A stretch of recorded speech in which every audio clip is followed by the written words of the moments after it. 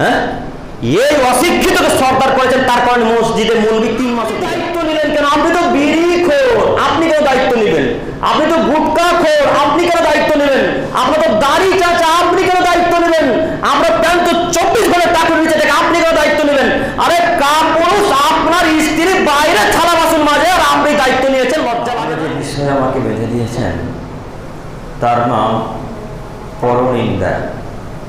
সাথে সাথে আরো একটি বিষয়, অশিক্ষিত নেতা। এই ব্যাপারে গুরুত্বপূর্ণ তথ্যবহুল বিবরণের চেষ্টা করবো ইনশাআল্লাহ আজি।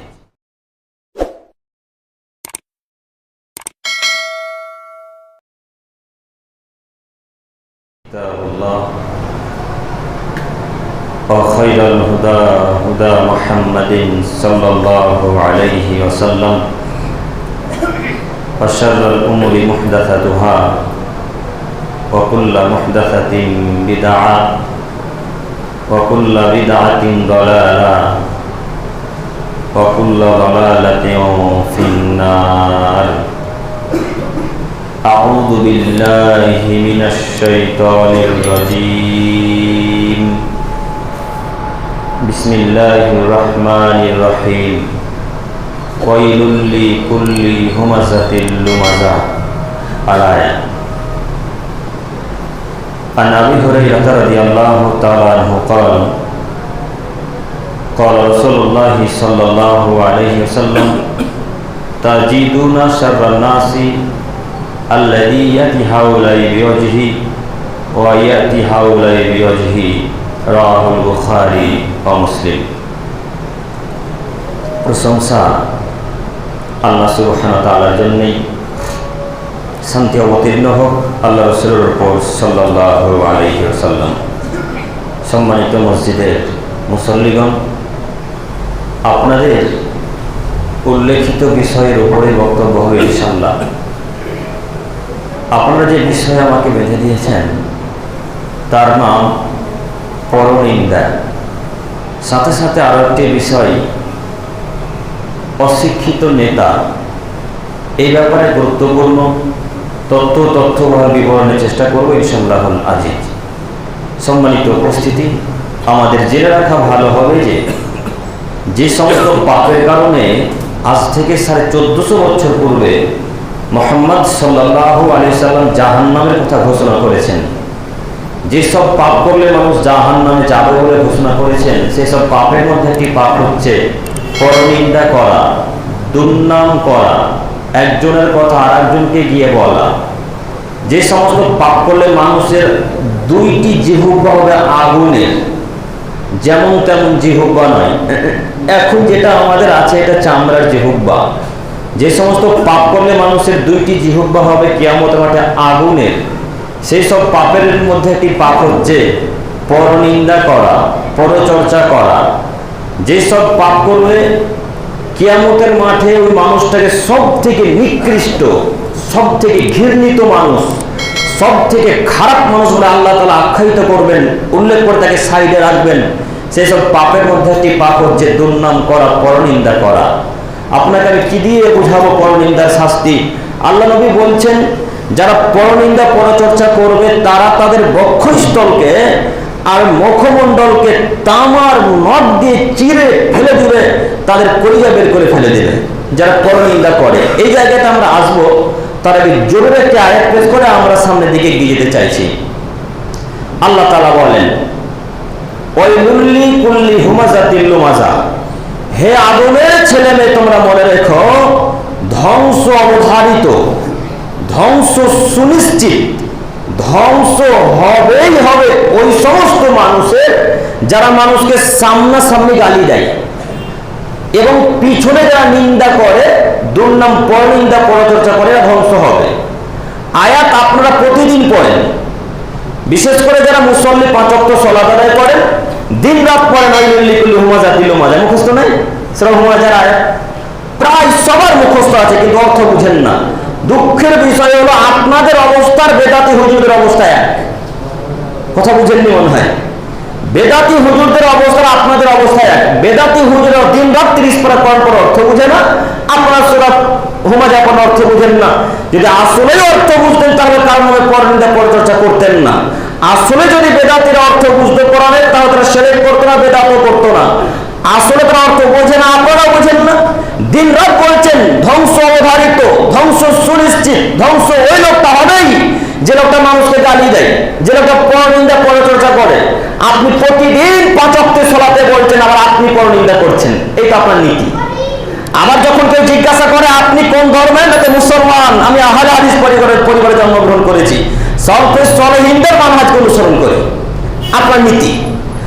আর এইদিকে মসজিদ থেকে বের হলেই যে ইমাম সাহেবের নামে দুর্নাম শুরু হয়, পাড়া প্রতিবেশী নামে দুর্নাম শুরু হয়, সর্দার মোড়লদের নামে দুর্নাম শুরু হয়, এই ব্যাপারে আপনার কোনো ভ্রুক্ষেপ নেই, আপনার কোনো পরোয়াই করেন না। আপনি পরনিন্দা করতে এত ব্যস্ত।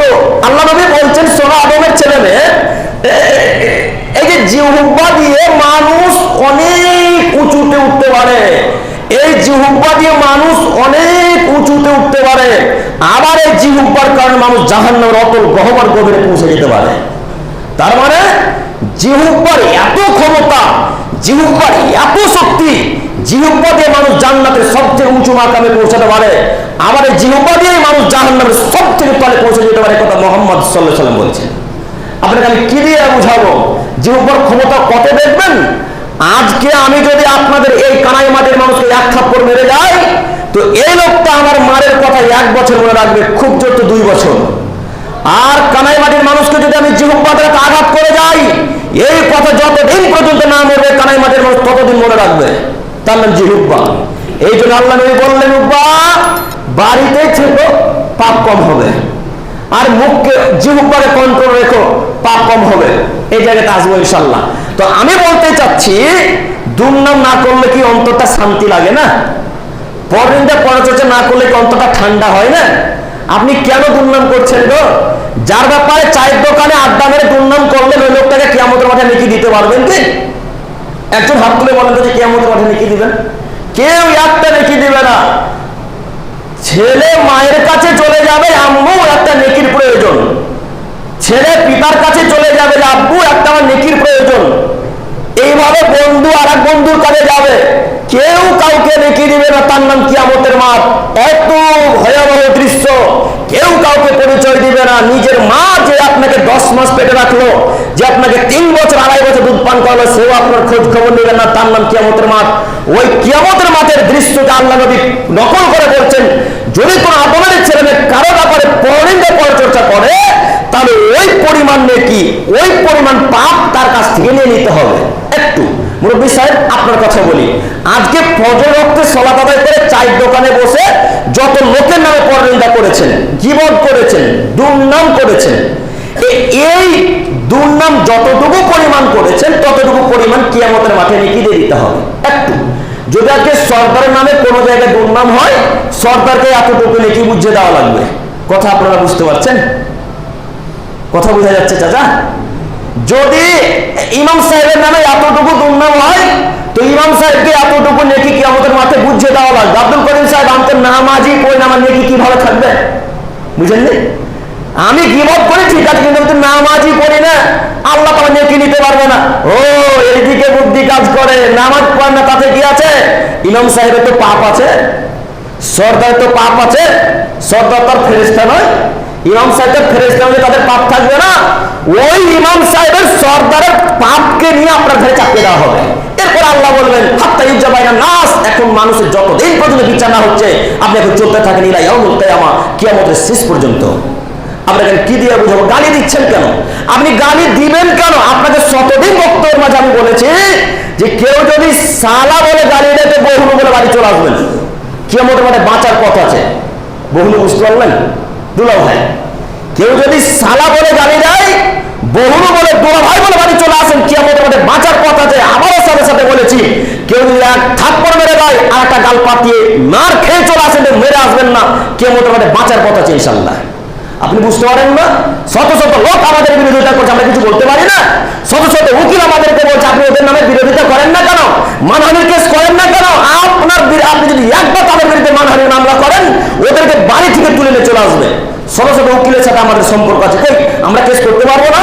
আমরা কি তাদের বিরুদ্ধে কিছু বলতে পারি না? আমরা বলতে পারবো ঠিকই, আমি কিয়ামতের মাঠকে বিশ্বাস করে বলেছি, আল্লাহ তোমার উপর ভরসা করে থাকলাম, যত বেদাতি হুজুর আর যেই হুজুর হোক না যারা আমাদের পিছনে পড়ে আছে, আল্লাহ হয় এদেরকে সুশিক্ষা দান করো, তাদেরকে ধৈর্য, তাদেরকে তুমি হেদায়েত দান করো, নাহলে তুমি তাদেরকে মাটির তলে ধসিয়ে দাও, এই বলে দোয়া করি। কিয়ামতের মাঠে নেকি নেওয়ার জন্য প্রস্তুতি গ্রহণ করে আছি। আপনি কেন গালি দিচ্ছেন? আপনি কেন গালি দিচ্ছেন? আপনার কি ক্ষতি হয়েছে? আপনার কি ক্ষতি হয়েছে? আপনি এত গালি দিবেন কেন? আপনার চাচাতো ভাইকে অমুক ভাষায় তমুক ভাষায় গালি দিতে শুরু করলেন মানে? আপনি একটু বিদ্যা থাকা উচিত, আপনার একটু বিবেক থাকা উচিত, আপনাদের একটু জ্ঞান থাকা উচিত যে না, আমি মুসলমানের বাচ্চা, আমি মুসলমান, গালি দিতে পারি না। দেখবেন গালি দিতে পারেন কিনা। একটু লম্বা হাদিসের আমি একটা বাক্যকে কাট করে আপনাকে দেখাতে চাচ্ছি, একটু দেখেন আপনারা। এই ডান সাইডে দাঁড়িয়ে আছেন আবু হুরায়রা, আর পাশে আছেন আবু বকর, মনে করেন মধ্যে দাঁড়িয়ে আছেন আমাদের নবী মুহাম্মদ সাল্লাল্লাহু আলাইহি সাল্লাম। তো একটা অশিক্ষিত বেদুইন মানুষ আবু বকরের কাছে এসে আবু বকরকে অকথ্য ভাষায় গালিগালাজ করতে শুরু করলেন, যেমন ভাষাতে পারে, অমুকের বাচ্চা, তমুকের বাচ্চা, তমুক, যে যার ভাষাতে পারলো গালি দিতে শুরু করলো। তো আবু বকর সিদ্দিক রাদিয়াল্লাহু তাআলা গালের মাত্রা সহ্য করতে পারলেন না। যখন গালের মাত্রা খুব বেড়ে গেল, তখন আবু বকর তাকে গালি দিয়ে বসলেন। কোন একটা কথা বললেন যে তুমি অমুকের বাচ্চা, হয়তো এমন কথা একটা বললেন। তো আল্লাহর নবী পাশে বসে আছেন, আবু হুরায়রা আছেন, আবু হুরায়রা হাদিস বর্ণনা করছেন। তো যেমনই আবু বকর গালি দিলেন, আল্লাহ নবী পাল্টা আবু বকরের কাছ থেকে দৌড়ে দূরে গিয়ে দাঁড়িয়ে গেলেন। আবু বকরের মাথাটা কাজ করে না। ব্যাপারটা কি? এতক্ষণ ওই লোকটা গালি দিচ্ছিল, তখন আল্লাহ নবী মুচকি মুচকি হাসছিলেন, তাকিয়ে দেখছিলেন। আমি গালি দেওয়া মাত্রই আল্লাহ নবী চলে গেল, মানে আমি তো ব্যাপারটা বুঝতে পারলাম না। এই লোকটার কাছ থেকে আবু বকর চলে গেলেন মুহাম্মদ সাল্লাল্লাহু আলাইহি ওয়াসাল্লামের কাছে। মুহাম্মদ সাল্লাল্লাহু আলাইহি ওয়াসাল্লামের কাছে গিয়ে আল্লাহ নবীকে বলেন, আল্লাহর নবী, ওই লোকটা যখন গালি দিচ্ছিল তখন তো আপনি মুচকি মুচকি হাসছিলেন আর চুপ করে দাঁড়িয়েছিলেন। আমি যেমনই গালি দিলাম আল্লাহ নবী, আপনি সেখান থেকে চলে এলেন কেন? তখন আবু বকরকে আল্লাহ নবী বলছেন, আবু বকর শোনো, যখন মানুষ গালি দেয় তখন তার কাছে শয়তান থাকে। কে থাকে? যখন কেউ কাউকে গালি দেয় তখন তার কাছে শয়তান থাকে। আবু বকর তুমি শোনো, আমি ওইখানে থাকা পছন্দ করি না যেখানে শয়তান থাকে, তাই আমি আবু বকর তোমার কাছ থেকে চলে এসেছি। তুমি যখন গালি দিচ্ছিলে তখন তোমার কাছে শয়তান ছিল, আর ওই লোকটা যখন গালি দিচ্ছিল, তুমি যখন চুপ করেছিলে তখন তোমার পক্ষ থেকে একজন ফেরেশতা উত্তর করছিল। আল্লাহু আকবার। যদি কেউ চুপচাপ গাল সহ্য করে নেয়, তাহলে তার পক্ষ থেকে কে উত্তর দিবে বলেন দেখি? ফেরেশতা। আপনার পক্ষ থেকে ফেরেশতা উত্তর দেবে। তো আপনার ভাই গালি দিলে, আপনিও গালি দিলেন, জমি জায়গায় ঝামেলা, তোকে কেটে দেবো, তো আপনি বলছেন তোকেও কাটবো, তুই কেস করবো, আমিও কেস করবো। কেস করে যখন কিছুই হলো না, তখন মসজিদে এসে আল্লাহকে বলছেন, আল্লাহ তোমার উপর ধৈর্য ধারণ করলাম। এখন ধৈর্য হলো? কথা বুঝতে পারেন আপনারা? আমিও মেরেছি, আপনিও মেরেছেন, আমিও কেস করেছি, আপনিও কেস করেছেন, আমার টাকা বেশি, আমি টাকা দিয়ে পুলিশকে কেস বন্ধ করে দিয়েছি আমার পক্ষ থেকে। তো আপনার টাকা কম, গরিব মানুষ, মাঠে ঘাটে কাজ করেন, এখন কেস চালাতে না পেরে এসে আল্লাহকে মসজিদে এসে বলেন, আল্লাহ আমি তোমার উপর ধৈর্য ধারণ করলাম, আমি তোমার উপর তাওয়াক্কুল করে থাকলাম। তো এটা ধৈর্য হলো? কথা বুঝে আসছে কি আমার?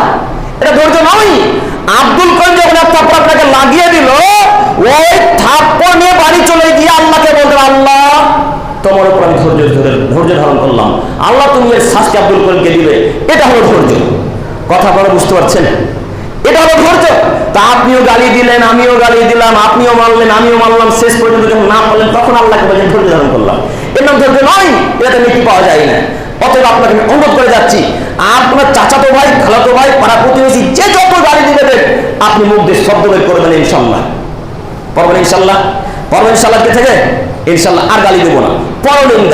পরনিন্দা যে যত করবে করুক, আপনি পরকালে নেকি পাবেন, এই কথা মুহাম্মদ সাল্লাল্লাহু আলাইহি ওয়াসাল্লাম বলেন। আমি এই জায়গাতে আবারও ফিরে আসবো, তার আগে একটা আয়াত পেশ করি, সময় অতীব কম।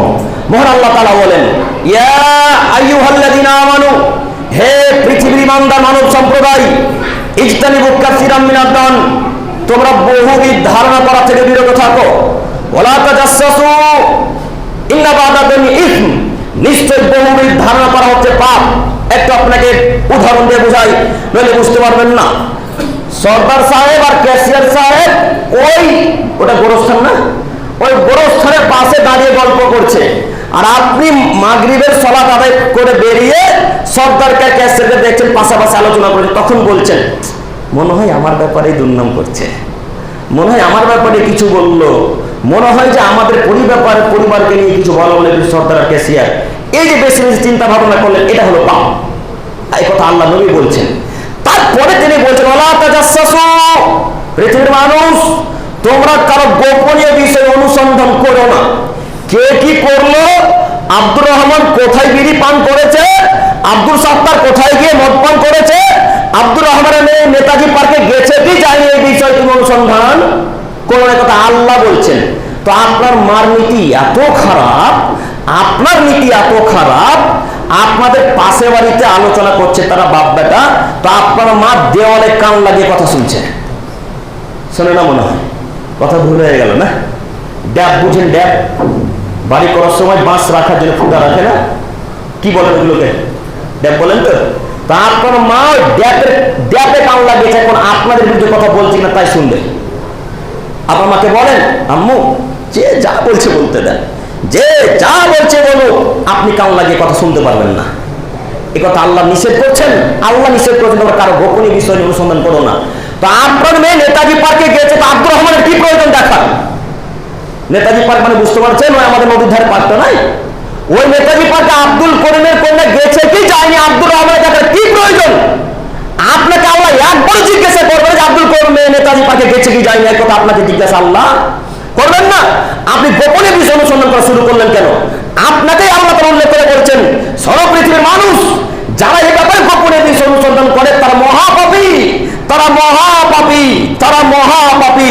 যারা এই ব্যাপারে গোপনীয় বিষয় নিয়ে যারা আলোচনা করে, আব্দুর রহমান কি করেছে কি করেনি, আব্দুল সাত্তার কি করেছে কি করেনি, আব্দুর রহমান কি করলো কি করলো না, এই বিষয়ে যারা মাতাব্বরি করে তারা মূলত পাপী বলে আল্লাহ ঘোষণা করলেন। তারপরেও আল্লাহ তাআলা বলছেন, বাদুকুম আইয়ুহিব্বু বাদুকুম ওয়ালা ইয়াগতাব বাদুকুম বাদা, পৃথিবীর মানুষ তোমরা একজন আরেকজনের নামে পরনিন্দা করো না। এই কথাটা বলার জন্য মূলত এতক্ষণ থেকে কথাটা বলছি। আল্লাহ তাআলা বলছেন, ওয়ালা ইয়াগতাব বাদুকুম বাদা, তোমরা একজন আরেকজনের নামে পরনিন্দা পরচর্চা করো না। মানে একজনের কথা আরেকজন যদি আপনি বলতে পারবেন না, কথা আল্লাহ নিষেধ করছেন। আল্লাহ কেন নিষেধ করলেন? তিনি বলছেন, আইয়ুহিব্বু আহাদুকুম আইয়াকুল লাহমা আখি, আদমের ছেলে মেয়ে তোমরা কি কেউ চাও যে মৃত্যু ভাইয়ের গোশত খাবে? একটু আপনার আমার দিকে তাকান। আল্লাহ তার আদমের ছেলে মেয়েকে প্রশ্নবাচক করছেন, হে আদমের ছেলে মেয়ে তোমরা কি কেউ চাও যে মৃত্যু ভাইয়ের গোশত খাবে? ফাকারি তুমু, আল্লাহ তাআলা জানে যে আদমের ছেলে মেয়ে মানুষের গোশত খেতে পছন্দ করে না, তাই তিনি উত্তরে আবার বলছেন, তোমরা সেটাকে ঘৃণাই মনে করবে, তার মানে তোমরা মৃত্যু ভাইয়ের গোশত খাওয়াকে পছন্দ করো না। তো মৃত্যু ভাইয়ের গোশত খাওয়া যদি পছন্দ না হয়, তো গীবত পছন্দ হলো কি করে? আপনার অন্তরা শুরু এরকম এরকম করে, জিহ্বা শুধু নড়তে চাই না, ইমাম সাহেবের নামে কিছু বলাই লাগবে না, আমার অন্তরটা ঠান্ডা লাগে না। আমাদের সভাপতির নামে কিছু বলাই লাগবে না, অন্তরটা কেমন কেমন করে, জিহ্বা শুধু নড়াচড়া করে যে কখন দুর্নাম করবেন, তাই না?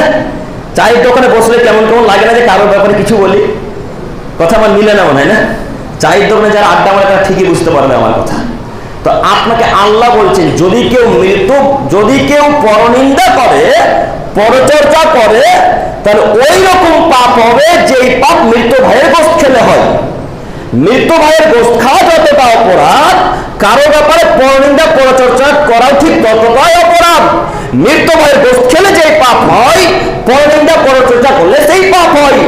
আজকের পর থেকে কানাইমাটির মানুষ আর কেউ পরনিন্দা করবে না, ইনশাল্লাহ করবে ইনশাল্লাহ। যদি কেউ করে, তাহলে আমরা মনে করি যে এরা মৃত্যু ভাইয়ের গোশত কবর থেকে তুলে ভালোই খেতে পছন্দ করে। যদি আপনি মনে করেন যে মৃত্যু ভাইয়ের গোশত খাওয়া না যায় হারাম, তাহলে আজকের পর থেকে আপনি এই কথা মনে রাখবেন যে গীবত করাও হারাম।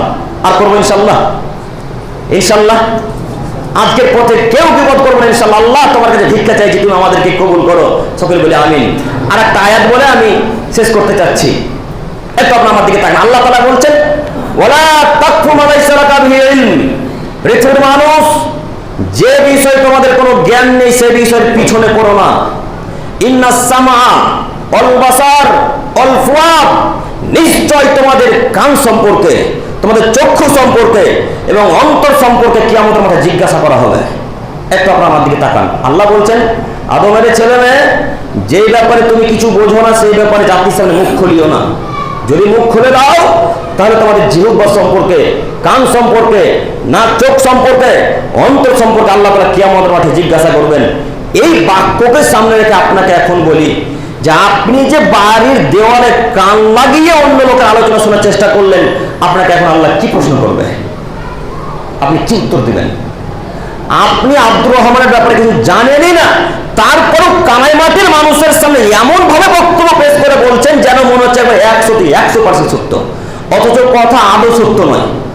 আপনি এমন ভাবে তাগিদ করে সত্যগুলোর কথা প্রমাণ করতে চাইছেন, এদিকে আব্দুর রহমান সে কাজ করেনি, এইভাবে কথা প্রমাণ করে তাকে আপনি অপমান লাঞ্ছিত করতে চাচ্ছেন। এই লোকটাকে আল্লাহ তাআলা কিয়ামতের মাঠে জিজ্ঞাসা করবেন, ও আব্দুল সত্তার সাহেব, এই যে জিহুব্বা দিয়েছিলাম, এই জিহুব্বাকে কোন কাজে লাগিয়েছিলেন? ওই যে চক্ষু দিয়েছিলাম, চক্ষুটাকে কোন কাজে লাগিয়েছিলেন? ওই যে আমি কর্ম দিয়েছিলাম, কান দিয়েছিলাম, এই কানটাকে আপনি কোন কাজে লাগিয়েছিলেন? এই কথা আল্লাহ কিয়ামতের মাঠে জিজ্ঞাসা করবেন।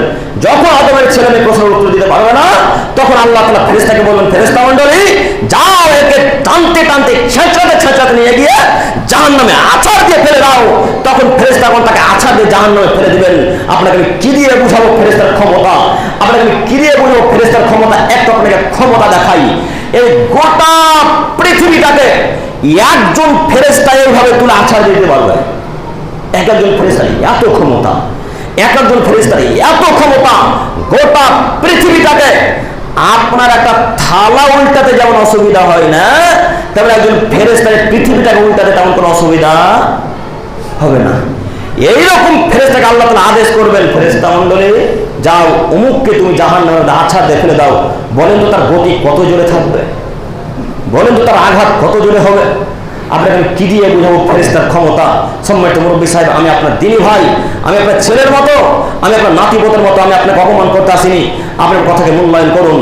আপনাকে অনুরোধ করে যাচ্ছে, আজকের পর থেকে কখনো কোশ্চেন কারো গীবত করার চেষ্টা করবেন ইনশাল্লাহ। যেখানে গীবত হবে সেই জায়গা থেকে উঠে চলে আসবো ইনশাল্লাহ, আর তার সাথে কথা বলবো না। মনে থাকবে ইনশাল্লাহ, মনে থাকবে ইনশাল্লাহ। ইনশাল্লাহ আল্লাহ তুমি আমাদেরকে কবুল করো, সকল বলি আমিন। হামিদান মুসাল্লিয়ান আম্মা বাদ।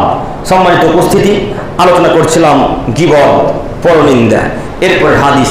এবার আপনাকে দেখাই আবু হুরায়রা রাদিয়াল্লাহু তাআলা আনহু থেকে বর্ণিত, তিনি বলেন সুইলা রাসূলুল্লাহ সাল্লাল্লাহু আলাইহি সাল্লাম, এখন এক ব্যক্তি মুহাম্মদ সাল্লাল্লাহু আলাইহি সাল্লামের নিকটে আসলেন, এসে আল্লাহ নবীকে বলছেন, আল্লাহর নবী আনাকসারি মা ইউদখিলু নাসাল জান্নাহ, কোন আমল করলে মানুষ বেশি জান্নাতে যাবে একটু বলেন না? তো আল্লাহ নবী বললেন, তাকওয়া আল্লাহি হুসনুল খুলুক, যে আমল করলে মানুষ বেশি জান্নাতে যাবে সেটা হচ্ছে তাকওয়া, আল্লাহ ভীতি এবং উত্তম চরিত্র। ওয়াসুইলা আনাকসারি মা ইউদখিলু নাসাল নার, আল্লাহর নবী কোন আমল করলে মানুষ বেশি জাহান্নামে যাবে এটাও বলেন। তখন আল্লাহ নবী বলছেন আল ফাম ওয়াল ফারজ, তা হচ্ছে জিহ্বা এবং লজ্জা স্থান। মানুষকে বেশি জাহান্নামে নিয়ে যাবে জিহ্বা আর লজ্জা স্থান। প্রথম ভাগে একটা কথা বলেছিলাম যে জিহ্বা মানুষকে জান্নাতের সর্বোচ্চ মাকামে পৌঁছে দিতে পারে, আবার জিহ্বা জাহান্নাম সব থেকে তলে ফেলে দিতে পারে। এ কথা আল্লাহ নবী বলছেন, মানুষকে যে আমল সব থেকে বেশি জাহান্নামে নিয়ে যাবে তার নাম এই চামড়ার মুখ, এই জিহ্বা। এই জিহ্বা মানুষকে জাহান্নামে ফেলে দেবে। এর আগে একটা বাক্য পেশ করেছিলাম তাকওয়া এবং উত্তম চরিত্র। আব্দুল করিম সাহেব, উত্তম চরিত্রে কিভাবে হওয়া যায়? উত্তম চরিত্রের অধিকারী হওয়া যায় 5 ওয়াক্ত সালাত আদায় করে। উত্তম চরিত্রের অধিকারী হওয়া যায় পিতামাতার সাথে ভালো আচরণ করে। উত্তম চরিত্রের অধিকারী হওয়া যায় পাড়া প্রতিবেশীর সাথে সদাচরণ নম্র আচরণ করে। উত্তম চরিত্রের অধিকারী হওয়া যায় ফকির মিসকিনের সাথে ভালো আচরণ করে। উত্তম চরিত্রের অধিকারী হওয়া যায় পরনিন্দা পরচর্চা থেকে বিরত থাকার কারণে। পরনিন্দা থেকে যারা বিরত থাকতে পারে তারা মূলত উত্তম চরিত্রের মানুষ নয়। যারা গীবত থেকে বিরত থাকতে পারে না তারা মূলত উত্তম চরিত্র অধিকারী নয়। যারা গীবত করে পরনিন্দা করে তারা মূলত বদ চরিত্রের মানুষ, খারাপ চরিত্রের মানুষ। এ কথা আল্লাহ তাআলা বলছেন। অতএব আপনাকে অনুরোধ জানাচ্ছি, চরিত্র ভালো করেন, জান্নাত হবে ইনশাআল্লাহ। আর একটা হাদিস বলে, দুইটা হাদিসের ব্যাখ্যা একসাথে। সাহাল ইবনে সাদ রাদিয়াল্লাহু তাআলা আনহু বলেন, রাসূল সাল্লাল্লাহু আলাইহি সাল্লাম বলেছেন, মাইয়াজমান লি মা বাইনা লাহইহি ওয়া মা বাইনা রিজলাইহি আজমাল্লাহু জান্নাহ। আদমের ছেলে মেয়ে তোমরা শোনো, তোমরা যদি দুইটা জিনিসের জিম্মেদারি নিতে পারো, একটু আপনারা আমার দিকে তাকান তো। মুহাম্মদ সাল্লাল্লাহু আলাইহি সাল্লাম বলছেন, আদমের ছেলে মেয়ে শোনো, তোমরা যদি এই দুইটা জিনিসের জিম্মেদারি নিতে পারো, দায়িত্ব নিতে পারো, তো জান্নাতের দায়িত্ব আমি মুহাম্মদ সাল্লাল্লাহু আলাইহি সাল্লাম নিলাম। আল্লাহু আকবার। দুইটা জিনিস আপনি যদি হেফাজত করতে পারেন, তো জান্নাতের দায়িত্ব কার? মুহাম্মদ সাল্লাল্লাহু আলাইহি সাল্লামের। এক, জিহ্বা, দুই, লজ্জা স্থান। আল্লাহ নবী বললেন এই দুইটি জিনিসকে দায়িত্বে নিয়ে নাও, দুইটি জিনিসের কন্ট্রোল নিয়ন্ত্রণ করো, জান্নাত আমি কিভাবে নিয়ে যাবো সেটা আমার ব্যাপার। এ কথা মুহাম্মদ সাল্লাল্লাহু আলাইহি সাল্লাম বললেন। আর একটা হাদিস বলি, তারপরে এই জায়গাতে ফিরে আসি। উকবা বিন আমির জুহানী রাদিয়াল্লাহু তাআলা আনহু বলেন, রাসূলুল্লাহ সাল্লাল্লাহু আলাইহি সাল্লামের কাছে আমি একদা উপস্থিত হলাম। উপস্থিত হওয়ার পরে আল্লাহ নবীকে বললাম, ইয়া রাসূলুল্লাহ মান নাজাত, আল্লাহ নবী কি আমল করলে আমি কিয়ামতের মাঠে বেঁচে যাব? আল্লাহ নবী এমন কিছু আমলের কথা বলেন যে আমল করলে কিয়ামতের মাঠে আল্লাহ আমাকে পাকড়াও করবে না, ধরবে না, এরকম কিছু আমলের কথা বলেন। তখন আল্লাহ নবী বললেন, উকবা আমসিক আলাইকা লিসানাক, জিহ্বাকে কন্ট্রোল করো, কিয়ামতের মাঠে বেঁচে যাবে। বলেন তো কি কন্ট্রোল করা লাগবে? জিহ্বা। বারবার আল্লাহ নবী জিহ্বার কথা বলছেন। আরো একাধিক হাদিস আছে, সময় কম, আমি আর হাদিস পেশ করতে চাচ্ছি না। আমি বলতে চাচ্ছি এই জিহ্বাকে যদি নিয়ন্ত্রণ রাখতে পারে, জান্নাতের দায়িত্ব কার? মুহাম্মদ সাল্লাল্লাহু আলাইহি সাল্লামের। কথা বলে বুঝতে পারেননি নাকি? বক্তব্য বুঝে আসছে? যদি কেউ জিহ্বাকে নিয়ন্ত্রণ করতে পারে, জান্নাতের দায়িত্ব কে নিয়েছেন? মুহাম্মদ সাল্লাল্লাহু আলাইহি সাল্লাম নিয়েছেন। তো এখন আপনি কিভাবে জিহ্বাকে নিয়ন্ত্রণ করবেন? কিভাবে করবেন বলেন? আপনাদের ইমাম সাহেব বলেন আর অন্য জায়গার ইমাম সাহেব বলেন, আমি কোন জায়গার ইমাম সাহেবের নাম নিয়ে বলতে চাচ্ছি না। আমি বলতে চাচ্ছি যে কোন এক ইমাম সাহেব মনে করেন ফজর উঠতে পারেনি, ফজর উঠতে পারেনি কারণবশত, ঘুমের চাপে হোক বা কোনো কারণে হোক, কোনো কারণবশত উঠতে পারেনি। তারপর বাপ এসেছে সালাত আদায় করতে ফজরে, আবার বাপ তো 5 ওয়াক্ত মুসল্লি। তারপর আব্বা সালাত আদায় করতে এসে দেখছি ইমাম সাহেব উঠেনি, আপনার আব্বাই সালাত আদায় করিয়েছে, ইমামতি আপনার আব্বাই করেছে। তারপর আব্বা ইমামতি করার পরে ওই মোড়ে যে আপনাদের চায়ের দোকান আছে, চায়ের দোকানে গিয়ে আলোচনা করা শুরু করেছে। হ্যাঁ, আমাদের ইমাম সাহেব আছে, একদিনও ফজরে উঠে না, অথচ উঠেনি কয়দিন? কয়দিন গো? একদিন। তো আপনার বাপের গতি এমন মানে ফিটফাট, এতটা সত্য মনে হচ্ছে যে ইমাম সাহেব কোনোদিনে উঠে না। তো আপনার বাপকে বলছি, ও মুরব্বী সাহেব, ইমাম সাহেব যে ফজরে সালাত আদায় করতে ওঠেন, তা আপনাকে একদিন আল্লাহ জিজ্ঞাসা করবে? করবে গো? ইমাম সাহেব যে সালাত আদায় করতে উঠেনি, তো একদিন আল্লাহকে বলবে, আল্লাহ আপনাকে বলবে, ও আব্দুর রহমান মুরব্বী সাহেব, ইমাম সাহেব কেন উঠেনি, কথা আপনাকে আল্লাহ জিজ্ঞাসা করবে কি? কথা বুঝতে পারে না? করবে না। আল্লাহ জিজ্ঞাসা করবে আপনার বোল্ডার বোল্ডার ছেলেগুলো ফজর ওয়াক্তে শুয়ে আছে, ওদের ব্যাপারে। কথা বুঝতে পারেননি? আপনার 3টা ছেলে 3টা রুমে শুয়ে আছে, বোল্ডার বোল্ডার ছেলে, তাদের বয়স 25-26, এখন পর্যন্ত ফজর তো বহু দূরের কথা, আপনার ছেলে জোহর আসর মাগরিব কোন ওয়াক্তে সালাত আদায় করে না। কই একবার আপনার ছেলে নামে দুর্নাম করলেন না? কই চাইতে বললেন না, আরে আমার ছেলেরা অশিক্ষিত বাচ্চা, অশিক্ষিত, আমার ছেলেরা বেহায়ার বাচ্চা, বেহায়া, আমার ছেলেরা এক ওয়াক্ত সালাত আদায় করে না, একবার দুর্নাম করলেন না কেন? ইমাম সাহেব কারণবশত একদিন উঠতে পারেনি, তার জন্য তার নামে এত দুর্নাম, এত বড় নিন্দা, এত বড় চর্চা তার নামে কেন? আপনার ছেলের ব্যাপারে আল্লাহ জিজ্ঞাসা করবেন, ও মুরব্বী সাহেব, ওই যে আপনার 3জন ছেলে ছিল, 3টা পুত্র সন্তান ছিল, তাদেরকে আপনি বলেননি কেন সালাতের কথা? আপনি তাদেরকে বলেননি কেন নামাজের কথা? তখন আপনি আল্লাহকে একবারকে উত্তরে বলেন, আল্লাহ নামাজ আদায়ের আদেশ আমার ছেলেদেরকে করতে হয়, এটা আমি জানি না। এখন আপনি আল্লাহকে উত্তরে বলবেন, তখন আল্লাহ তাআলা আরবিতে বলবেন, কাযাবতা, ও মুরব্বী সাহেব, আপনি কথা মিথ্যা বলছেন। কেন?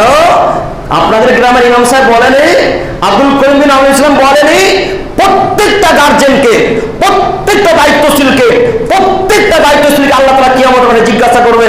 আল্লাহ বাদ দিয়ে সেদিন জিজ্ঞাসা করবে, ও মুরব্বী সাহেব, আপনার ছেলে সালাত আদায় করেনি কেন? এই বাক্যের উত্তর আপনাকে দেওয়া লাগবে। যদি বাপ-বেটা উত্তর না দিতে পারেন, বাপ-বেটাকে একসাথে জাহান্নামে নিক্ষেপ করা হবে। আপনার 5 ওয়াক্ত সালাতের কোনো মূল্য থাকলো? কথা বুঝতে পারলাম না। 5 ওয়াক্ত সালাতের মূল্য থাকলো? কোনো মূল্য নেই।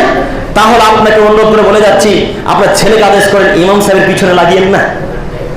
ইমাম সাহেবের পিছনে লেগে কি লাগলো? 2 মাস, 3 মাস, 4 মাস, 5 মাস, খুব যত 2 বছর 1 বছর থাকবে। তা আপনি তার পিছনে এত করেন কেন? ইমামের যেভাবে খোঁজ নেন, আপনার কাপুরুষ সন্তানটার যদি ওইভাবে খোঁজ নিতেন, তাহলে আপনার ছেলে আজকে মদ পান করতো না, ওই কাপুরুষ সন্তান আজকে জুয়া খেলতো না, ওই কাপুরুষ সন্তানটা আজকে চায়ের দোকানে বসে ফ্রি ফায়ার, পাবজি, লুডো, চোষা, দাবা, ক্যারাম বোর্ড কিছুই খেলতো না। আপনি কাপুরুষের বাচ্চা, তাই আপনার ছেলে আজকে ক্যারাম বোর্ড খেলা শুরু করেছে। আপনি কাপুরুষের বাচ্চা, তাই আপনার ছেলে আজকে মদ পান করা শুরু করেছে। আপনি অশিক্ষিত বাচ্চা, অশিক্ষিত, তাই আপনার ছেলে আজকে জুয়া খেলা শুরু করেছে। কই আমরা মানুষ নয়? আমাদের পিতারা মুসলমান নয়? আমাদের বাবা মানুষ, আমাদের বাপেরা ফেরেশতা নয়? আমরাও মানুষ। আমাদের ছেলেরা জুয়া খেলতে পারে না? আমাদের ছেলেরা ফ্রি ফায়ার খেলতে পারবে না? আমাদের বাড়িতে মোবাইল নেই? কই একজনের কাছে ফোনের গেম নেই কেন? আপনি অশিক্ষিত, তাই আপনার ছেলে হাতে ফোন আছে এবং গেমও আছে। আপনাকে নীতি পরিবর্তন করতে বলছি। আপনার ছেলের বয়স 26 বছর, আপনার ছেলে সালাত আদায় করে না, আপনি বাপ নিজেকে দাবি করছেন? আপনার ছেলের বয়স 27 বছর, আপনার ছেলে সালাত আদায় করে না, যে বাপ দাবি করছেন? জি না, এরকম বাপকে আমরা বাপ বলি না, এরকম বাপকে আমরা হিজড়া বাপ বলি। কেন? হিজড়া বলতে পারে না, হিজড়া কাউকে আদেশ করে না। কেন? হিজড়া তো সন্তানই নাই, কাকে আদেশ করবে? কাপুরুষ কখনো আদেশ করতে পারে না। আদেশ করতে পারে পুরুষ, যে পুরুষত্ব নিয়ে পৃথিবীতে বসবাস করে, যার এই সিদ্ধারিতে পুরুষত্ব আছে, যার সিদ্ধারিতে ক্ষমতা আছে, যার টাকলুতে যৌন ক্ষমতা আছে, সেই বলতে পারে বেটা সালাত আদায় করে, দাঁত ভেঙে দেবো তোমাকে। তুমি মুসলমানের বাচ্চা নও? তুমি কি খ্রিস্টান? তুমি কি ইহুদি? তুমি কি নাসারা? তুমি কেন সালাত আদায় করবে না? তুমি মুসলমানের বাচ্চা, মুসলমান। তোমাকে আল্লাহ মুসলিম ঘরে তোমাকে মুসলিম ঘরে আল্লাহ পাঠিয়েছে। অতএব তুমি সালাত আদায় না করে পৃথিবীতে বসবাস করতে পারো না। কথা আপনাকে বলা লাগবে, আমাকে নয়। আমি জঙ্গিপুর থেকে একবার আসবো, এসে আপনাকে বলে যাবো সালাতের কথা। আল্লাহ আমাকে একবারও বলবে না যে কানাই মাটির মানুষ সালাত আদায় করেনি কেন। কথা বুঝতে পারেননি? আল্লাহ আমাকে জিজ্ঞাসা করবে আমার ছেলে, আমার মেয়ে, আমার স্ত্রী সালাত আদায় করেছে কিনা, আমার ভাই সালাত আদায় করেছে কিনা। আমাকে আল্লাহ জিজ্ঞাসা করবে। আল্লাহ একবারও কানাই মাটির মানুষের ব্যাপারে আমাকে জিজ্ঞাসা করবে না। আমি শুধু বলতে এসেছি নীতি পরিবর্তন করেন। 20 বছরের ছেলে, 22 বছরের ছেলে সালাত আদায় করেন, এদের বাপ পৃথিবীতে বেঁচে আছে, কানাই মাটিতে বেঁচে আছে বলতে চাচ্ছেন? জি, 17 বছরের ছেলে, 18 বছরের ছেলে কানাই মাটিতে বসবাস করছে, সালাত আদায় করেন, এদের বাপ কেউ বেঁচে আছে বলতে চাচ্ছেন? এদের কারো বাপ বেঁচে নেই, সবই কবরে চলে গেছে। যদি বাপ থাকতো তাহলে বলতো আব্দুর রহমান সালাত আদায় করো বেটা, নইলে তোমার বাড়ির খাবার আজকে বন্ধ। কথা আমি বুঝাতে পারছি কি? বাপ বলতে পারে যে সালাত আদায় করতে হবে, বাপ যদি না থাকে তো কে বলবে? তার মানে যারা সালাত আদায় করে কারোর বাপ বেঁচে নেই। একজন মায়ের বেটা হাত তুলে বলে যে আমার বাপ বেঁচে আছে, আমি সালাত আদায় করি না। আপনি যদি গোরস্থানে পুঁতে না দিতে পারে হাদিস করেন দিতে জাতিছেন, আর কথা বলবেন ইনশাল্লাহ। একজন হাত তুলে বলেন যে আমি পুরুষ, আমার বাপও বেঁচে আছে, আমি সালাত আদায় করি না। একজন হাত তুলবেন না? তুলবেন না? তার মানে আপনি বলতে চাচ্ছেন আমার বাপ বেঁচে আছে কিন্তু সালাত আদায় করবেন না। ওই যে আপনি যে হিন্দু ধর্মে বিশ্বাসী, আপনি যে খ্রিস্টান ধর্মে বিশ্বাসী, খ্রিস্টানদের সালাত লাগে? লাগে বা ইহুদিদের, নাসারাদের, বৌদ্ধদের, সাঁওতালদের, ডোমদের, চামারদের, এদের কারো সালাত লাগে না। কেন লাগে না? এরা মুসলিম নয়, এরা আল্লাহকে মানে না, এরা রাসূলকে মানে না, এরা কিয়ামতের মাঠকে বিশ্বাস করে না, এরা কবর আযাবকে বিশ্বাস করে না, তাই তারা সালাত আদায় করে না। তো আপনি অস্বীকার করে দেন, অস্বীকার করে দিয়ে আজকে নাম পরিবর্তন করে দিয়ে বলে আমার নাম জন আব্রাহাম, আজকে নাম পরিবর্তন করে দিয়ে বলে আমার নাম কৃষ্ণ, আজকে নাম পরিবর্তন করে দিয়ে বলে দেন আমার নাম অমির বাস্কি। খ্রিস্টানদের নাম এগুলো বললাম, হিন্দুদের নাম বললাম, খ্রিস্টানদের নাম বললাম, সাঁওতালদের নাম বললাম। আজকে নাম আব্দুল্লাহ পরিবর্তন করে দিয়ে বলেন আমি খ্রিস্টান হিসেবে আছি কানাই মাটিতে। আজকে যদি কোনো মায়ের বেটা বলে দেয় যে খ্রিস্টান হিসেবে কানাই মাটিতে আছে, আর কিয়ামত পর্যন্ত কানাই মাটির মানুষকে সালাতের ব্যাপারে কথা বলবেন ইনশাল্লাহ। একজন বলবেন না? না, কেউ বলতে পারে না, ক্ষমতা রাখতে না। তার মানে সবাই আপনারা বিশ্বাস করেন যে আপনারা মুসলমান, কিন্তু সালাত আদায় করেন না। বড় দুঃখ লাগে যখন সালাত আদায় করেন মুসলমান, আবার এরাই বুক ফুলিয়ে বলে যে ফিলিস্তিনকে উদ্ধার করতে হবে। বুঝেননি কথা? মনে হয় যারা সালাত আদায় করে তারাই বলছে আই লাভ মোহাম্মদ। বেটা পেচ্ছাপ করে পানি নাই না, মোহাম্মদের ভালোবাসা কত! পেচ্ছাপ করে পানি নাই না বেটা। দেখেন যত মানুষ পতাকা টাঙিয়েছে আই লাভ মোহাম্মদের, কথা বুঝে আসছে কি? দেখেন আপনি আই লাভ মোহাম্মদের যত মানুষ পতাকা টাঙিয়েছে, যারা পতাকা টাঙিয়ে ঘুরে বেড়াচ্ছে, তাদের সবার প্যান্ট টাকলুর নিচে। দেখেন তাদের কারো মুখে দাঁড়িয়ে নেই, দেখেন তারা খোঁজ খবর নেই, তাদের কেউ তারা পেচ্ছাপ করে পানি নেয় না। আপনি কোথায় আছেন? তার বাপ নাই? মুসলমানের বাচ্চা মুসলমান পেচ্ছাপ করে পানি নিবে না মানে কি দাঁড়াতে যাচ্ছেন আপনি? সম্মানিত মুরব্বী সাহেব, আমি তার মানে বলতে চাচ্ছি যে মোহাম্মদকে ভালোবাসা যাবে না, মোহাম্মদকেই ভালোবাসতে হবে, না জান্নাত হবে না। মোহাম্মদকেই ভালোবাসা লাগবে, নইলে জান্নাত যাওয়া খুব অসম্ভব। কিন্তু মোহাম্মদ সাল্লাল্লাহু আলাইহি ওয়াসাল্লামকে তখনই ভালোবাসা যায় যখন তার নিয়ম কানুন বিধিবিধানকে মেনে নেবেন, তখন, তাই না? তখনই মোহাম্মদের প্রকৃত আশিক রাসূল হওয়া যায়। দাড়িও কাটে, আবার আশিক রাসূলও বলে, দাড়িও কাটে, আবার বলে যে আমি মোহাম্মদকে ভালোবাসি। প্যান্ট তখন নিচে পরে বাট আবার বলে আমি আশিক রাসূল। ওই যে কিছু না গিয়ে ঈদে মিলাদুন্নবী গেল না, জঙ্গিপুর যদি কেউ গিয়ে থাকতেন তো দেখতে পেতেন তাদের কত বড় দল, যারা ওই মাথাতে লা ইলাহা ইল্লাল্লাহর পতাকা বেঁধেছে, দেখেছেন আপনারা ফেসবুকে, লা ইলাহা ইল্লাল্লাহর পতাকা টাঙা আছে, বাঁধা আছে, আর ব্যাটার মুখে একটা সিগারেট, ওই নাকি আশিক রাসূল। তো ওই যদি আশিক রাসূলের আবু বকর রাখে, তাহলে উসমান রাদিয়াল্লাহু তাআলা কি করতে এসেছিল? কথা বুঝে আসলো না মনে হয়। আপনি আশিক রাসূল নন, এই জন্য বলেছিলাম আপনি আশিকে শয়তান। এই কথা বলাতে কত বিদআতি যে গালি দিল। ও যদি গালি দেয় আমি কিছু পরোয়া করি না। আমি বলতে চাচ্ছি মুহাম্মদ সাল্লাল্লাহু আলাইহি ওয়াসাল্লামকে ভালোবাসতেন, তার নীতিকে আগে ভালোবাসতে হবে। কথা বুঝে আসেন? আল্লাহ আপনি আমাদেরকে বোঝার তৌফিক দান করুন, সকলে বলি আমিন। সম্মানিত উপস্থিতির সময় অতীব কম, আমি শেষ দিকে এসে বলতে চাচ্ছি আর একটা হাদিস বলে আমি আর একটা বিষয়ের দিকে এগিয়ে যাব। আজকে এই আলোচনার শেষ হাদিস, আনাস ইবনে মালিক, খুব বিখ্যাত সাহাবী, তিনি বলছেন রাসূল সাল্লাল্লাহু আলাইহি ওয়াসাল্লাম যখন মেরাজে নিয়ে যাওয়া হলো, লাম্মা উরিজা বিরব্বি, দুইজন ফেরেশতা এসে আল্লাহ রাসূলের একজন ডান হাত ধরলো, আর একজন এসে বাম হাত ধরলো, মানে জিবরাইল আর মিকাইল, দুইজন রাসূল সাল্লাল্লাহু আলাইহি ওয়াসাল্লামকে নিয়ে দ্রুত আসমানের দিকে চলে গেল।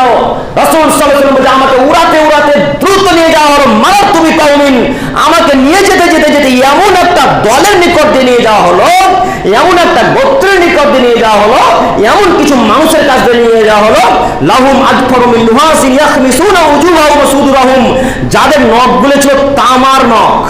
কিসের নখ? তামার নখ। ইয়াখমিসুনা উজুহাহুম ওয়া সুদুরাহুম, সেই তামার নখ দিয়ে তাদের মুখমণ্ডলকে চিরে চিরে ফেলে দিচ্ছেন, বক্ষস্থলকে খামচি চিরে ফেলে দিচ্ছে, তাদের বক্ষস্থলে চিরে ফেলে দিচ্ছেন।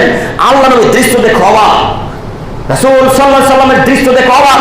আল্লাহ নবী দৃশ্য দেখার সাথে সাথে জিবরাইলকে মিকাইলকে বললেন, মান হাউলাই জিবরাইল, জিবরাইল এই লোকগুলো কে? এদের এই অবস্থা এরকম কেন? এরা নিজে নিজে মুখকে চিরে ফেলে দিচ্ছে কেন জিবরাইল? এরা নিজে নিজে বক্ষস্থলকে আঁচাচ্ছে কেন? তোমাকে বলো না। তখন জিবরাইল আর মিকাইল বলছেন, আল্লাহ নবী, হাউলাইল্লাযিনা ইয়াকুলুনা লুহুমান নাস, এরা ওই সমস্ত মানুষ যারা কানাই মাটিতে তাদের মৃত ভাই মাংস খেত। তার মানে কি জিবরাইল কানাই মাটির কথা বলেছেন? জিবরাইল কানাই মাটির কথা বলেনি। জিবরাইল বললেন পৃথিবীর মানুষ। আমি আপনাকে বুঝাবার জন্য কানাই মাটি বললাম, আপনি আবার বললেন না যে আব্দুল করিম ভুল বললাম। আমি আপনাকে বুঝাবার জন্য কানাই মাটির কথা ব্যবহার করলাম। আল্লাহ নবীকে জিবরাইল বলছেন, আল্লাহ নবী, এরা ওই সমস্ত লোক যারা পৃথিবীতে একজন আরেকজন নামে পরনিন্দা পরিচর্চা করতো, তাই তারা তাদের বক্ষস্থল মুখমণ্ডলকে চিরে ফেলে দিচ্ছে, এবং তারা এবং তার ভাইদের পরনিন্দা পরিচর্চা করতো, তাই তাদের এই অবস্থা। আপনাকে কি দিয়ে বুঝাবো? যত মানুষ আজকে গীবত করে মসজিদে এসেছেন, আজকে যদি মারা যান বিনা তওবায়, কিয়ামত মানে নিজের মুখমণ্ডলকে এবং বক্ষস্থলকে চিরে ফেলে দিতে হবে। আপনি নীতি পরিবর্তন করেন। এই বাক্যকে সামনে রেখে একটা বাক্য বলে আমি বলতে চাচ্ছি, ও হুজুর, বেদাতি হুজুর, গুটকাখোর হুজুর, জর্দাখোর হুজুরেরা, হাদিসগুলো চোখে পড়ে না? এই হাদিসগুলো একবারে চোখে আসে না? আবু দাউদের হাদিস, মিসকাতের হাদিস চোখে পড়ে না? শুধু আব্দুল করিমকে গালি দিতে পারো বেটা, হাদিস চোখে পড়ে না? তোমাদেরকে বলছি, তোমরা শোনা রেখো, এখানে বেদাতিরা নাই আছে। আমি এই জন্য বলছি, বেদাতিরা আমার কথা ইউটিউবে পাবে, ফেসবুকে, তার জন্য তাদেরকে সতর্কবাণীমূলক কথা বলতে চাচ্ছি। যত বেদাতি হুজুর বা যেই হোক না কেন যারা পরনিন্দা পরচর্চা শুরু করেছে, এদেরকে হাদিসের পরিপ্রেক্ষিতে বলতে চাচ্ছি, নীতি পরিবর্তন করে, নইলে কিয়ামতের মাঠে টিকতে পারবেন না। বক্ষস্থল মুখমণ্ডলকে চিরে ফেলে দিতে হবে। কত দুর্নাম চলল, আল্লাহু আকবার, কত পরনিন্দা চলে, এখনো চলে। আপনাকে অনুরোধ করে যাচ্ছি, নীতি পরিবর্তন করেন, নইলে কিয়ামতের মাঠে আপনার সাথে আমার অনেক কথা আছে। কিয়ামতের মাঠে বেশি ইবাদতের প্রয়োজন নেই, কিয়ামতের মাঠে বেশি সালাতের প্রয়োজন নেই, কিয়ামতের মাঠে বেশি সিয়ামের প্রয়োজন নেই। কিয়ামতের মাঠে প্রয়োজন আছে মানুষের সাথে সদাচরণ নাকি, কিয়ামতের মাঠে প্রয়োজন আছে ভালো আচরণ নাকি, কিয়ামতের মাঠে প্রয়োজন আছে 5 ওয়াক্ত সালাতের নাকি। আপনাকে কি দিয়ে বোঝাবো? হাদিস, একজন মহিলা বিশাল দান করতো, অনেক টাকা দান দিত, 5 ওয়াক্ত সালাতের চাইতে বেশি বেশি সালাত আদায় করতো, মানে তাহাজ্জুদ, নফল সালাত, আরো ইত্যাদি ইত্যাদি সালাত সব আদায় করতো, এবং সিয়াম তিনি প্রচুর পালন করতেন। রমজান মাসের সিয়াম তো পালন করতেনই, আরো মাসের সিয়াম পালন করতেন। তো একজন লোক এসে আল্লাহ নবীকে বলছেন, আল্লাহ নবী, ওই যে অমুক গ্রামে নারীটা আছে, ওই নারীটার সবই ভালো আল্লাহ নবী, কিন্তু পাড়া প্রতিবেশী ভালো থাকেন না, তার পাড়া প্রতিবেশীকে দিনরাত গালি দেয়, দিনরাত তাদেরকে অপমান করে। আল্লাহ নবী বললেন, তোমার কথা যদি সত্য হয় হিয়া ফিন্নার, তাহলে সে মহিলা জাহান্নামে যাবে। বলেন তো, মহিলাটা সালাত আদায় করতো না করতো না? করতো। মহিলা সালাত আদায় করে জাহান্নামে গেল কেন?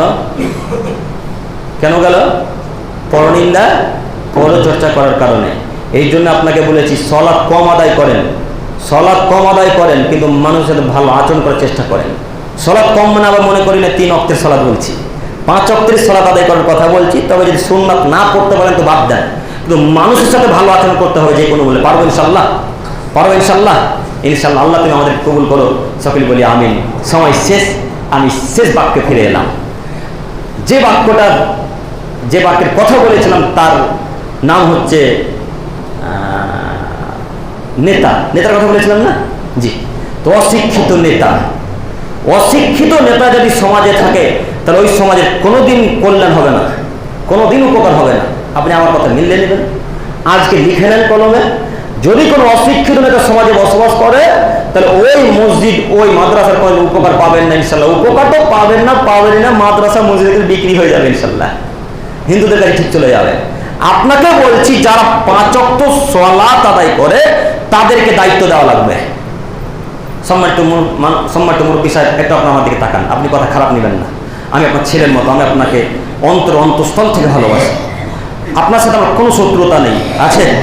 আজকে আপনাদের গ্রামে আমি নতুন, আপনাদের গ্রামের আগেও আসিনি, ইনশাল্লাহ পরে আসবো কিনা তাও বলতে পারি না। তবে আপনার সাথে আমার কোনো শত্রুতা নেই। আমি আপনার চাই যে আমরা যেমন জান্নাত যেতে চাই, আপনাদেরকে জান্নাত নিয়ে যেতে চাই বলে এত কঠিন কঠোরভাবে বলে। আপনার শুধু এটুকু আমি কাম্য।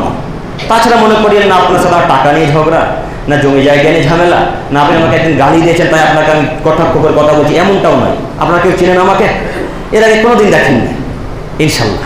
তাই বলতে চাচ্ছি, আপনি মনে করেন আপনাকে আমি কটাক্ষ করে বলছি, আমি আপনাকে বলতে চাচ্ছি পরিবর্তনের জন্য যারা সালাত আদায় করে তাদেরকে সরকারের দায়িত্ব দেওয়া লাগবে ইনশাল্লাহ। পারবো না দিতে?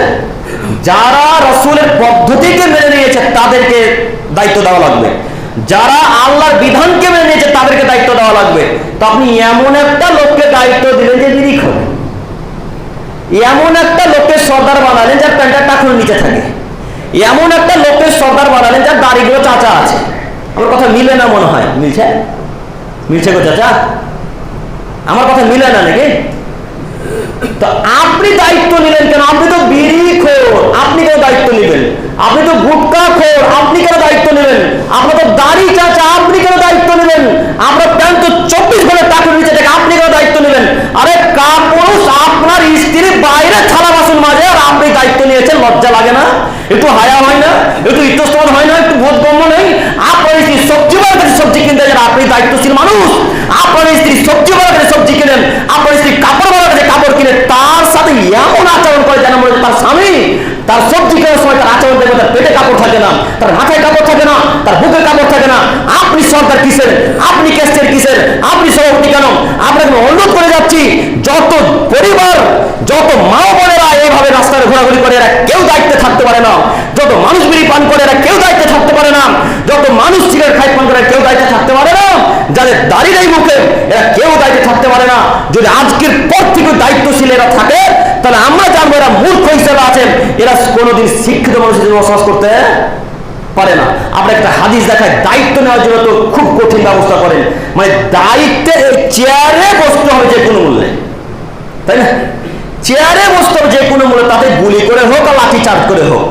তাই তো আপনি ভোট পদ্ধতিতে নামলেন, আর ভোট পদ্ধতি নেমে কাউকে হত্যা করে লাঠি চার্জ করলেন।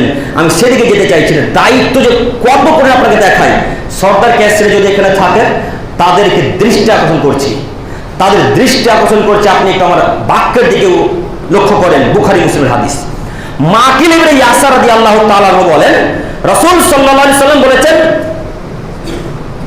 মা মিন ওয়ালিন ইয়ালি রাইয়াতান মিনাল মুসলিমিনা ফায়ামুতু ওয়া গাসসুল্লাহুম। হে দায়িত্বশীলগণ, তোমাদেরকে বলছি শোনো, তোমরা যদি কোনো মুসলমানের দায়িত্ব গ্রহণ করো, বুখারী মুসলিমের হাদিস, কোনো গল্প নয়, বুখারী মুসলিমের হাদিস। তিনি বলছেন, যদি কেউ মুসলমানের দায়িত্ব গ্রহণ করে আর খেয়ানত অবস্থায় যদি মারা যায়, ইল্লা হারামাল্লাহু আলাইহিল জান্নাহ, তাহলে আল্লাহ তার জন্য জান্নাতকে হারাম করে দিয়েছেন। আল্লাহু আকবার। খেয়ানত অবস্থায় কেউ যদি মারা যেত তারপর জান্নাত হারাম। পরের হাদিস আল্লাহ নবী বলছেন, মা মিন আবদিন ইস্তারআহুল্লাহু রাইয়াতান, যদি কোনো মানুষ কোনো মুসলমানের দায়িত্ব গ্রহণ করে, যদি কোনো মানুষ কোনো বান্দার দায়িত্ব গ্রহণ করে, মুসলমান, হিন্দু, খ্রিস্টান, সাঁওতাল, ডোম, চামার, ইহুদি, যেই জাতি হোক না কেন, যারই দায়িত্ব গ্রহণ করবে করুক না কেন, যদি কেউ দায়িত্ব গ্রহণ করে, ফালাম ইয়াহুদ্দাহা বিনাসিহা, সেই লোকটা যদি দায়িত্ব সঠিকভাবে পালন করতে না পারে, লাম ইয়াজিদ রাইহাতাল জান্নাহ, তাহলে ওই লোকটা জান্নাতের গন্ধ পর্যন্ত পাবে না। হাদিস বুখারী মুসলিম। অথচ জান্নাতের গন্ধ 1 মাসের দূরত্ব পথ থেকে পাওয়া যায়, জান্নাতের গন্ধ 1 মাসের দূরত্ব পথ থেকে পাওয়া যায়। আজকে কানাই মাটি থেকে একটা দ্রুত এরোপ্লেন বা রকেট ছুটতে শুরু করবেন, এখান থেকে ছুটতে ছুটতে ছুটতে ছুটতে ছুটতে ছুটতে ছুটতে গিয়ে যেখানে 1 মাস হবে ওইখানে থাকবে জান্নাত, আর কানাই মাটি থেকে জান্নাতের গন্ধ পাবেন। এমন মানুষ জান্নাতের গন্ধ পাবে, এই কথা আল্লাহ নবী বলেছেন। কিন্তু দুঃখের বিষয় হলো, যারা দায়িত্ব সঠিকভাবে পালন করতে পারে না, তারা জান্নাতের গন্ধ পাবে না। আজকের পর থেকে দায়িত্ব নেবেন, জি, আজকের পর থেকে সরকারের পদে থাকবেন। আপনি সরকারের পদে আছেন, আবার বিয়েতে গানও বাজে, কথা ভুলে গেল, ভুলো না? সরকারের পদে আছেন, আবার থুবরাও হয় বিবাহে, থুবরা বুঝলেন? আমার কথার সাথে কথা মিলছে আপনাদের? জি, কথা মিলছে ভাইজান। আপনি সর্দার ক্যাশের দায়িত্বে আছেন, আবার ওই একটা মেয়ের পেটে বাচ্চা এসেছে 7 মাস 8 মাসে, তো বিদায় দিবে, বিদায় তখন 20 কিলো মাছ জঙ্গিপুর থেকে আসবে, তারপরে মেয়েটাকে পাঠাবে। কথা মিলল না? এই নাকি আপনি সর্দার, এই নাকি ক্যাশে, আপনি ওই মাছ ভাগ করতে যাচ্ছেন গো, ছি ছি ছি ছি ছি, একটু লজ্জা লাগে না? থুবরার অনুষ্ঠানে আপনি কেন থুবরা খাওয়াতে গেলেন? ওটা আপনার মেয়ে, হ্যাঁ? আপনি গেলে ওখানে জেনা হবে না? আপনি কেন গেলেন? বিদ্যা বুদ্ধি কি সব জঙ্গিপুর বাজার আর পন্ডিতপুর বাজার বিক্রি করে খেলেন? একটুকু হায়া কাজ করে না, একটু বিদ্যা কাজ করে না, একটু ইতস্তবোধ হয় না, একটুকু লজ্জাবোধ হয় না? এই জন্যই আল্লাহ নবী বললেন, লা তাকুমুস সাআত, কিয়ামত ততদিন পর্যন্ত হবে না, কিয়ামত ততদিন পর্যন্ত হবে না, হাত্তা ইয়াকুনা আসাদুন নাসিরুদ্দিনের লুকাব না লুকাব, যতদিন পর্যন্ত সমাজের দায়িত্ব, সরকারের দায়িত্ব, নেতার দায়িত্ব, চেয়ারম্যানের দায়িত্ব, এমএলএর দায়িত্ব, এমপির দায়িত্ব, মুখ্যমন্ত্রীর দায়িত্ব একজন অশিক্ষিত, নোংরা, বেহায়া মানুষের হাতে যতদিন না যাচ্ছে, ততদিন পর্যন্ত কিয়ামত হবে না। এই কথা মুহাম্মদ সাল্লাল্লাহু আলাইহি ওয়াসাল্লাম বলেন। দেখেন, বাক্য মিলিয়ে দেখেন, আজকে যাদেরকে আপনারা সরকার ক্যাশিয়ার বানিয়ে রেখেছেন, তারা সবাই থুবরা অনুষ্ঠানে ঠিকই উপস্থিত থাকে, থাকে না? আজকে যাকে আপনি সরকার ক্যাশিয়ার করে রেখেছেন, তারা সবাই ওই মাছ ভাগ করতে যায়। যাদেরকে আপনি সরকার ক্যাশিয়ার বানিয়ে রেখেছেন, তাদের প্রত্যেকের কন্যা, প্রত্যেকের স্ত্রী সবজি বানাতে সবজি নেয় এবং বাইরে গোসল করে টিউবওয়েলে, থালাও মাঝে। কথা মিলে না আমার? কথা মিলছে? আপনার স্ত্রী বাইরে থালা মাজে না? আপনি কি কাপুরুষ? আপনি কি হিন্দু যে আপনার স্ত্রী বাইরে থালা মাজবে? মুসলমানের বাচ্চা, মুসলমানের স্ত্রী কখনো বাইরে থালা বাসন মাজতে গোসল করতে পারে না? হিন্দু খ্রিস্টানদের মহিলারা বাইরে গোসল করে, মুসলমানের কন্যারা বাইরে গোসল করে না? আপনাকে নীতি পরিবর্তন করতে হবে, যে কোনো মূল্যে আপনি অনুরোধ রক্ষা করুন। আপনাকে বলছি, দায়িত্ব ওই লোকটাকেই ফিরিয়ে দেন যার মুখে দাঁড়িয়ে আছে। দাঁড়িয়ে মানে আপনারা দেখতে পান না নাকি? ও তো চাচার মুখে দাঁড়িয়ে আছে, এই চাচার মুখে, ওই ভাইয়ের মুখে, ওই চাচার মুখে, এই ভাইদের মুখে কত সুন্দর দাঁড়িয়ে আছে। তো এই দাড়িগুলা বাদ দিয়ে যার দাড়ি নেই তাকে সর্দার করতে হবে? হ্যাঁ, এই অশিক্ষিতকে সর্দার করেছেন, তার কারণে মসজিদে মৌলবি 3 মাসও টিকে না। বেহায়াকে যেদিন দায়িত্ব দিয়েছেন, সেই দিন থেকে মসজিদে 3 মাস কেন 2 মাসও মসজিদে ইমাম সাহেব টিকতে পারে না। 3 মাস অন্তর অন্তর মৌলবি চেঞ্জ হয়। কেন আপনার দায়িত্ব তাদেরকে দিবেন? আপনাকে কি দিয়ে বুঝাবো বলেন? কথা আপনি খারাপ নিয়ে না, আপনি আমাকে বক্তব্য দিয়ে নামার পর 2 থাপ্পড় লাগিয়ে দিতে পারেন, আমি কোনো পরোয়া করি না, আমি কোনো পরোয়া করে। আপনি মারতেই পারেন, ক্ষমতা আছে, মারতেই পারেন, কিন্তু কিয়ামত বারে কোনো ক্ষমতা টিকবে না। সেদিন আপনার সাথে আমার অনেক কথা আছে, আপনি মনে রাখবেন। আপনি গুটখাখোর, বিড়িখোর, গাঁজাখোর, হেরোইনখোর, ফেন্সিডিলখোর, আপনি কেন দায়িত্ব নেবেন? আজকে দায়িত্ব ত্যাগ করে এখানে দাঁড়িয়ে রিজাইন দিয়ে আজকে যাবেন ইনশাআল্লাহ। আজ যদি রিজাইন দিতে না পারেন, আজকেই জনগণকে বলেন, আজকের পর থেকে যে সমস্ত পরিবারে গান বাজনা বাজবে, সেই পরিবারে আমরা কেউ বিবাহ করাতে যাবো না ইনশাআল্লাহ। পারবো না ইনশাআল্লাহ বলতে? এই আদেশ তখনই সম্ভব যখন একজন সৎ মানুষকে দায়িত্ব দিবেন, যখন নামাজি মানুষকে দায়িত্ব দিবেন, তখনই পাপ থেকে বিরত থাকা সম্ভব। তার আগে কোশ্চেনকালে সম্ভব নয়। কেন? যে লোকটাকে আজকে আপনি সলাতের এই গান বাজনার বিরুদ্ধে বক্তব্য দিতে বলবেন, ওই লোকটার মেয়ে বিবাহিত গান বাজনা বেরিয়েছে, বুঝতে পারেননি? যাকে আজকে বলবেন যে ক্যাশে সাহেব আজকে এলান করেন তো যে বিবাহে আর গান বাজনা বাজানো যাবে না, তখনই ওই গ্যাস্টের সাহেব বলবো আমার মেয়ের বিবাহে তো গান বাজনা লেগেছে, আমি কিভাবে বলবো, তখন আর তিনি বলতে পারবেন না। তাই আপনাকে আমি অনুরোধ করে যাচ্ছি, যারা সালাত আদায় করে তাদেরকে দায়িত্ব দেন। সময় অতীব লং হয়ে গেল, আমি শেষ করতে চাচ্ছি, যদিও লম্বা করা আমার ঠিক হলো না। আল্লাহ তোমার কাছে ভিক্ষে চাইছি, কথা বলতে বলতে বুঝতে পারিনি, এতদূর চলে এলাম, আরও অনেক কথা বলার ছিল। যাই হোক, আমি বলতে চাচ্ছি আজকের পর থেকে আমরা কোনো অশিক্ষিত মানুষকে দায়িত্বে রাখবো না ইনশাল্লাহ। পারবো ইনশাল্লাহ বলতে? পারবেন না। কেন পারবেন না জানেন? এই যে মসজিদ তৈরি করেছেন তো দাড়ি কাটা লোকের 20,000 টাকা দেওয়া আছে। ওই ফ্যান লাগিয়েছে তো 7-8টা ফ্যান যিনি সভাপতি তিনিই দিয়েছেন। তখন কীভাবে সভাপতির পদ থেকে নামাবেন? যদি নামান তো বলবেন ফ্যান করছিল, তখন আপনি বলবেন হ্যাঁ আপনিই থাকেন। মানুষের নীতি যদি কোথায় গিয়ে দাঁড়িয়েছে আমরা বুঝতে পারি না। আপনারা মনে করেছেন সর্দার সভাপতির দ্বারাতেই মসজিদ চলে, আর কারো দ্বারা চলে না। তাই খারাপ হোক ভালো হোক ওকেই রাখ, যা হবে রাখা যাবে, পাপ তো ওর হবে, আমার তো হবে না। আপনি কি মনে করেছেন বিবাহে গান বাজানো বাজালে শুধু সর্দারের পাপ হয়, আপনাদের হয় না? জি, এই গ্রামের যারা বাসিন্দা উপস্থিত, এই গ্রামের যারা এখন আছেন, আপনারা কি মনে করেছেন বিবাহে বা ওই বিদায় না কি বলেন, মাঠে নেওয়ার সময় কি বলেন ওটা, কিন্তু বিদায়, তো বিদায়ের সময় যে মাছগুলো আছে, তো ওই পাপটাকে শুধু সর্দার ক্যাশিয়ারের ঘরে চাপে না, আপনাদের ঘরে, সবার ঘরে। কেন? আল্লাহ নবী বলছেন যদি কোনো এলাকাতে খারাপ কাজ হয়, পাপের কাজ হয়, আর ওই পাপের কাজে যদি গ্রামের মানুষ বাধা না দেয়, তাহলে পাপ সবার উপরে চাপিয়ে দেওয়া হবে। শুধু তাই নয়, তাদের সবাইকে আল্লাহ তাআলা ধ্বংস করে দিবেন, মুহাম্মদ সাল্লাল্লাহু আলাইহি ওয়াসাল্লাম বলছে। অতএব আমি নীতি পরিবর্তন করতে বলছি, আপনাদেরকে নীতি পরিবর্তন করেন, দায়িত্ব সঠিক মানুষের হাতে তুলে দেন, পদ ভালো মানুষকে দেন। আজকের পর থেকে যেন বেহায়া অশিক্ষিত মানুষেরা দায়িত্ব পালন করতে না পারে ইনশাআল্লাহ। আল্লাহ শেষ পর্যায়ে এসে বলি, মাবুদ তুমি তো দয়াবান, তুমি তো ক্ষমাবান, তুমি তো রহমান, তুমি আমাদের সমস্ত দিনী ভাই ও বোনদেরকে গীবত করা থেকে বিরত থাকার তৌফিক দান করো। সকলে বলি আমিন। পরিশেষে দোয়া করি, হে প্রভু দয়াময়, তোমার দয়ার অভাব নাই, তোমার ক্ষমার অভাব নেই। আল্লাহ তুমি দয়াশীল, তুমি ক্ষমাশীল। সারা পৃথিবীর মানুষ জিনকে যদি তুমি একসাথে ক্ষমা করে দাও, তবু এতটুকু ক্ষমা তোমার কাছ থেকে কমে যাবে না আল্লাহ। সেই আশাই তোমার কাছে বলি, আল্লাহ তুমি প্রত্যেকটা মানুষের পাপকে ক্ষমা করে তুমি তোমার রাসূলের পদ্ধতিতে চলা তৌফিক দান করো। সকলে বলি আমিন। আল্লাহ তোমার কাছে ভিক্ষা চাইছি, জুমার সালাতে তোমার নবী বলেছে মেম্বার থেকে নামার পূর্বে দোয়া কবুল করা হয়, এই আশা নিয়ে তোমার কাছে ভিক্ষা চাচ্ছি। মাবুদ তুমি আমাদের সমস্ত দিনী ভাই ও বোনদেরকে সঠিক দায়িত্ব সম্পর্কে বুঝে তৌফিক দান করো। সকলে বলি আমিন। আল্লাহ তুমি বড় দয়াবান, তুমি বড় ক্ষমাবান, তোমার কাছে ভিক্ষা চাইছি মাবুদ।